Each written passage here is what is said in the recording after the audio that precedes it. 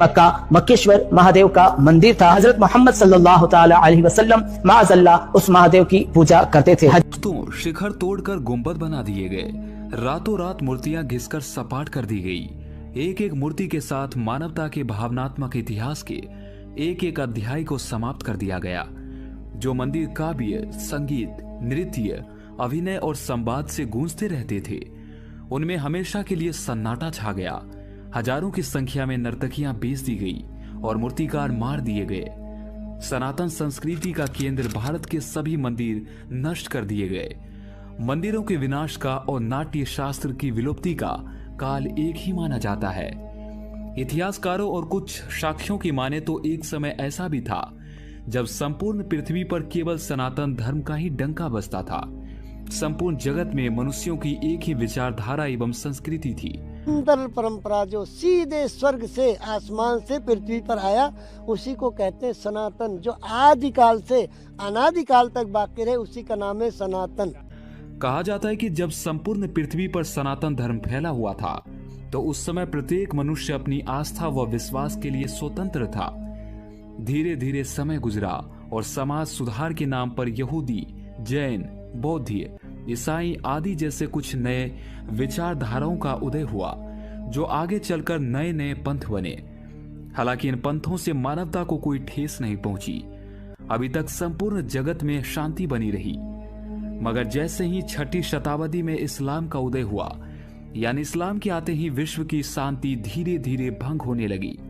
आतंकवाद, जिहाद के नाम पर लोगों को मारा जाने लगा, मूर्ति पूजकों का कत्लेआम होने लगा।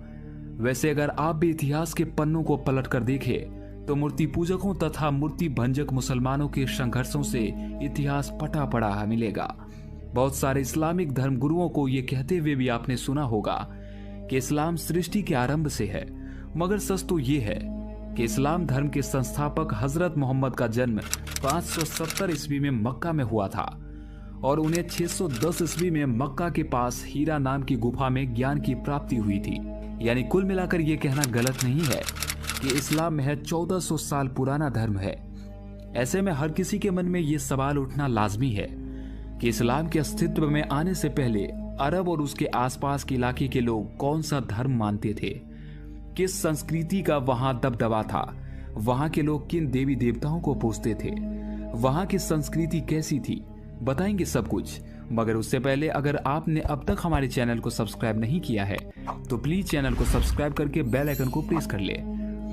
दोस्तों, जहां एक तरफ कुछ मुस्लिम विद्वान कहते हैं कि इस्लाम सृष्टि के आरंभ से है, तो वहीं दूसरी तरफ कुछ इस्लामिक धर्म गुरु कहते हैं कि अरब में इस्लाम के आने से पहले चारों तरफ अज्ञानता ही अज्ञानता फैली हुई थी, तबाही मची हुई थी, औरतों की कोई इज्जत नहीं थी, लोग आपस में कट मर रहे थे।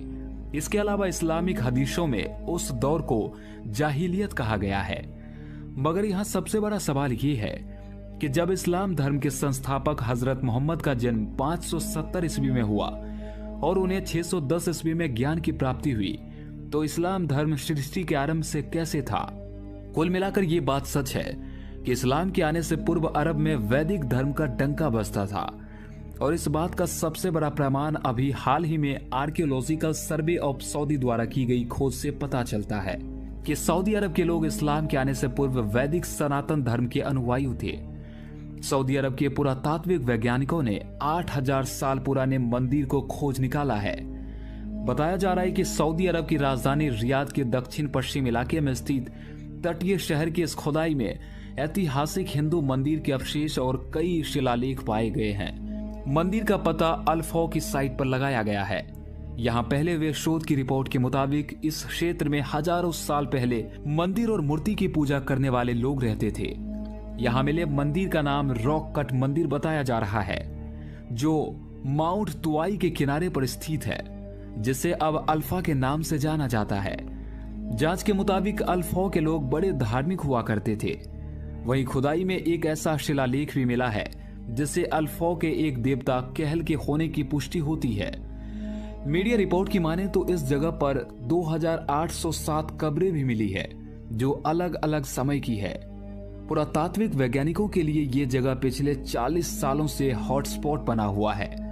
मगर वैज्ञानिकों को जिस बात ने सबसे ज्यादा हैरान किया है वो है यहाँ मौजूद मंदिर, क्योंकि इस ध्वस्त मंदिर के परिसर से एक यज्ञ के वेदी के कुछ अवशेष प्राप्त हुए हैं।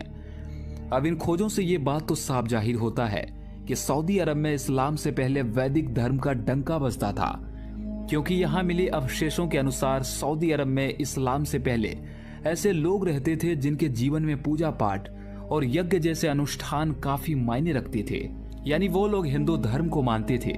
इसके अलावा कुछ इस्लामिक विद्वानों की माने तो सऊदी अरब के काबा में 360 मूर्तियां थी और वहां के निवासी इन्हीं मूर्तियों की पूजा पाठ करते थे। और तो और आर्कोलॉजिकल सर्वे में भी ये बात साबित हो चुका है कि अरब में इस्लाम के पूर्व यानी इस्लाम के पहले वैदिक सनातन धर्म का डंका बजता था।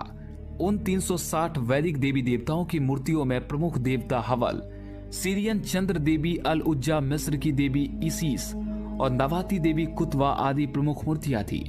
इसके अलावा खोज से मिले प्रमाण के अनुसार अरब के लोग ग्रहों की पूजा भी करते थे, मगर 7वीं शताब्दी में नवस्थापित इस्लाम की आंधी ने अरब का उसके अतीत से संबंध बिल्कुल ही विच्छेद कर दिया। अतीत से जोड़ने वाली हर कड़ियों को तोड़ दिया गया। अपने नए धर्म के निर्माण के लिए पुराना ढांचा यानी मंदिरों और पूजा स्थल को गिरा दिया गया।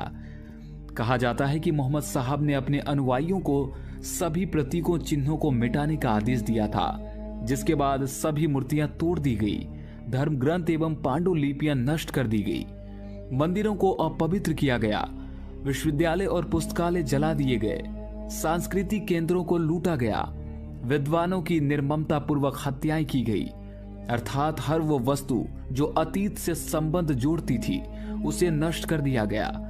भारतीय धरोहर वेबसाइट की माने तो मोहम्मद के जन्म के पहले तब के अरवास्थान और आज के अरब में एक उन्नत, समृद्ध एवं वैदिक पूर्ण वैदिक संस्कृति थी।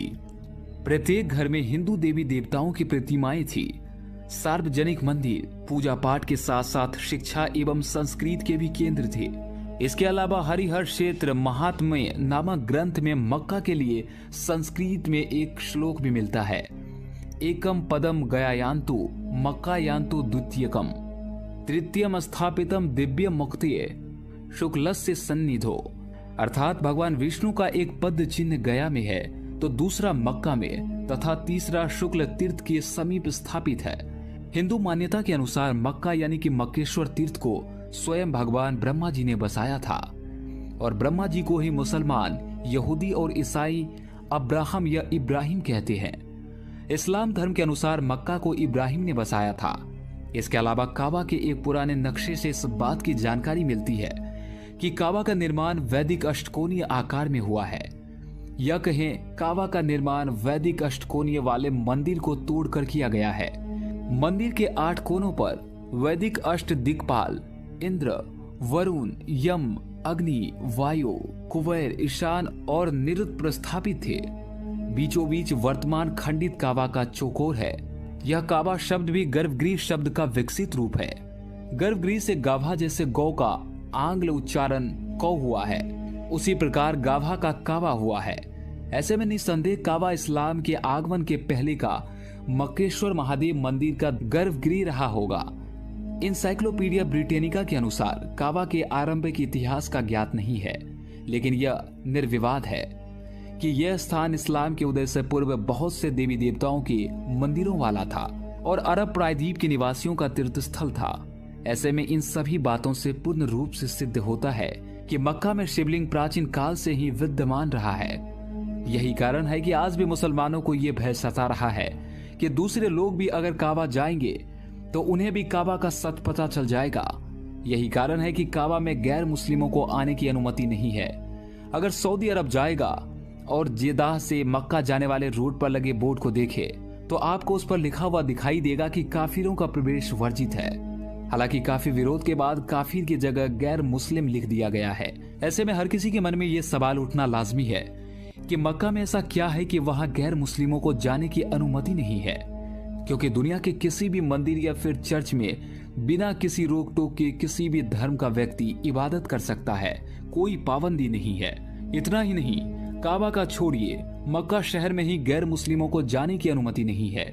ये बात जानकर आपको हैरानी होगी मगर मूर्ति पूजा का विरोध करने वाले लोग भी बुद्ध प्रस्त है, क्योंकि मक्का की काबा में अल हजर अल अस्वद नाम का एक काला पत्थर है जो हर मुस्लिम के लिए उतना ही पवित्र है जितना एक हिंदू के लिए शिवलिंग। आपको जानकर हैरानी होगी, मगर हज यात्रा के दौरान हर एक हाजी की ये कोशिश रहती है कि वो इस काले पत्थर के दर्शन करे, हो सके तो इसे चूमे। ऐसे मुस्लिम भाइयों से मेरा एक सवाल है कि क्या ये मूर्ति पूजा नहीं है?